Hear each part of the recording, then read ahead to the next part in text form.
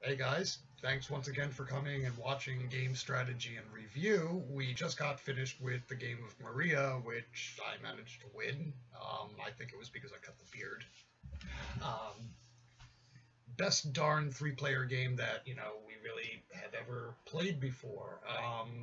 We've played it multiple times. I think this is at least the fourth that I've played with Bart, and at least the second or third time with Tommy. Okay. Well, thoughts on Maria. Welcome to the Maria game review. And we had a fantastic game. We did. Roger basically beat us, me and Tom. It's a rarity. Especially with Tom around. Yeah, Tommy's the man. Yeah, he's good. He's good, but he got surprised. Yeah, I think he's in a state of depression at the moment. Yeah, usually he kicks the heck out of us, even if we team up on him. And, he's the one who goes to the cons and wins awards, for winning games. So. Yeah, actually, he's a third place winner for Panzer Blitz at the World Board Gaming. Is Panzer Blitz an Avon Hill game, or am I confusing it with Panzer Yeah. Leader? And oh, so it is an old Avon Hill game. Yeah, Avalon Hill. Avalon Hill. Sorry, I grew up. That was my first introduction to wargaming. I had gotten convinced my grandparents to get me Panzer Leader, and I took one look at it and went, "Whoa, this is the type of game I really want to play."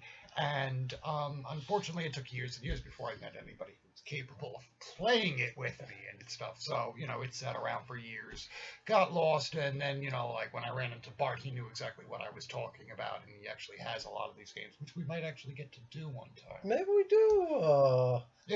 But we are doing a Maria review now. Yeah. All right. Back to Maria. Okay. This takes place during the Wars of Spanish Succession. Austrian Succession. Austrian. Oh, It's a slightly different war. All right. My apologies to the Austrians and to the Spaniards for confusing the war. It does take place in the 1700s or 1600s. Yeah, 1700s. It's the date. Oh, 1741 through 1744. So there you go. This is not too long before the War of 7 Years' War. 7 Years' War, and before the American Revolution. Yeah. You can basically picture the style of the armies that we're fighting with. Not quite Napoleonic, but it's a very good representation. Doesn't use dice. Uses cards, and basically playing card style cards going 1 through 10 with one type of bonus card. You'll get 2 per Here, I'd like to deck. show a couple of the cards so you can see. They're just regular playing cards. It's in a certain way it's similar to playing, if you know how to play war with cards. It's very similar to that, but taken up quite a few notches. There's a lot of intrigue with the politics. Yeah, the politics is interesting. Today's game, I was getting a -1 on my cards. Yeah, because he did his politics good. Usually Bart is the one who dominates politics, or Tommy on occasion has dominated politics. Oh, okay. But you usually do fairly well on it, and you didn't do bad the entire game. I wasn't getting any of the Trump suit cards.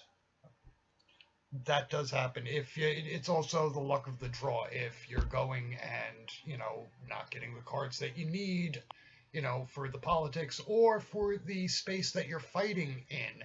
Certain spaces on the map are designated as being clubs, hearts, or whatnot. And Let me show that.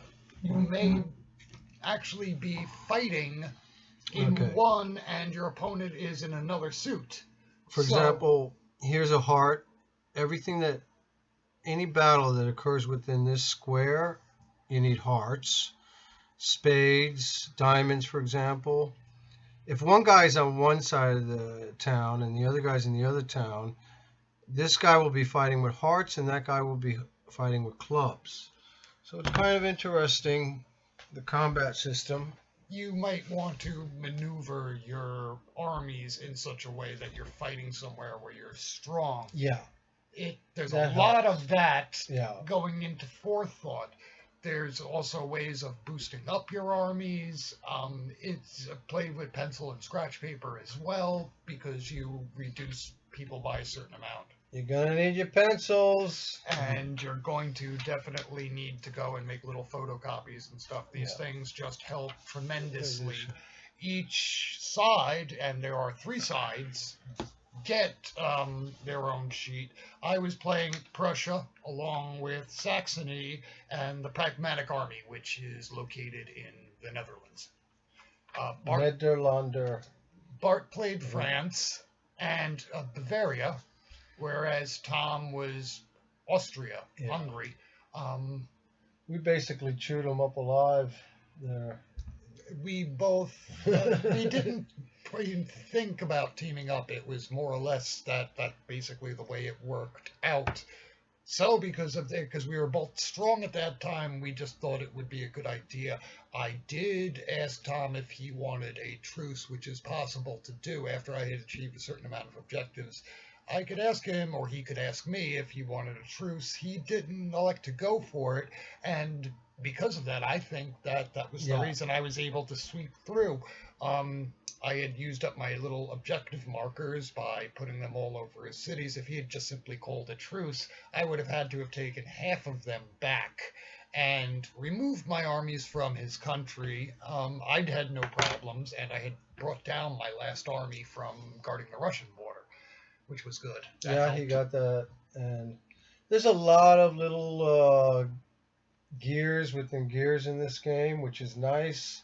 You get troops coming out of some strange place, and they're definitely useful. Yeah, it's nice the way they integrate the politics into the game.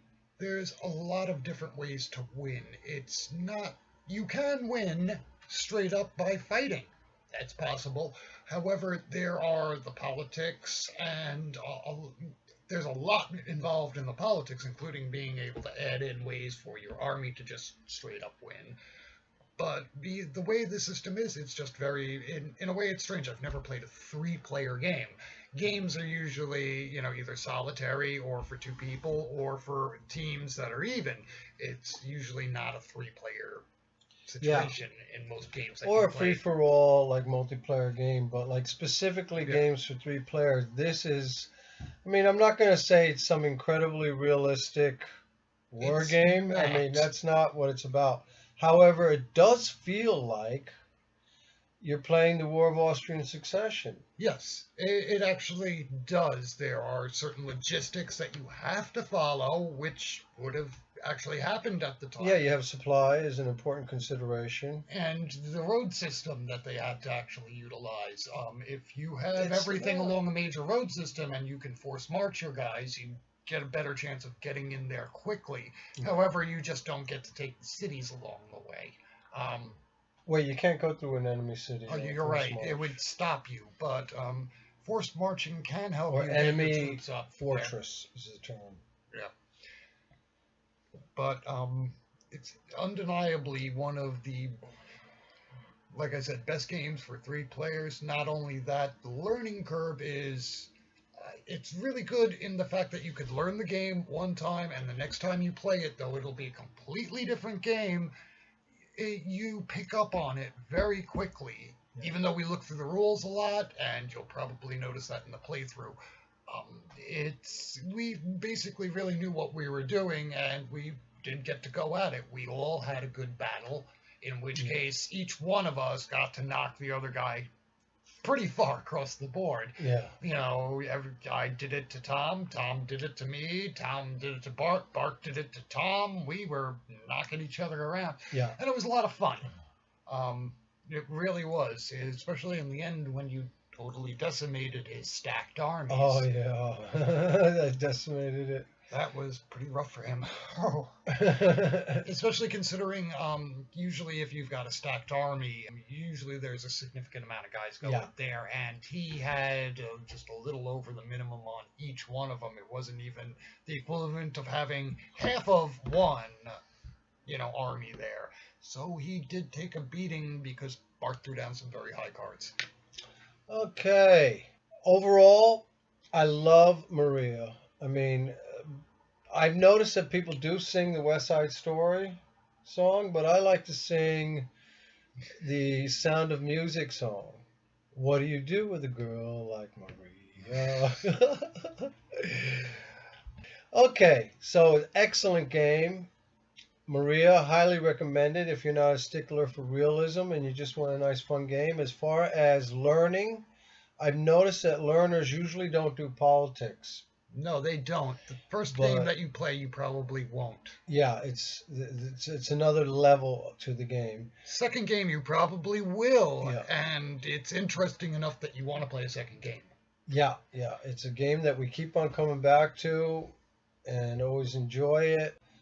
Our game took 2 hours and 40 minutes. I mean, that's with plenty of little side breaks, coffee breaks. We had a brie break, and we only played half the game. Because I had achieved He the got a victory. sudden victory. Victory conditions were achieved, and it was basically one half the way through. It could have gone on for another couple of hours, and would have if Tom had called the truce with me. But I'm not going to dwell on something that like that because I won.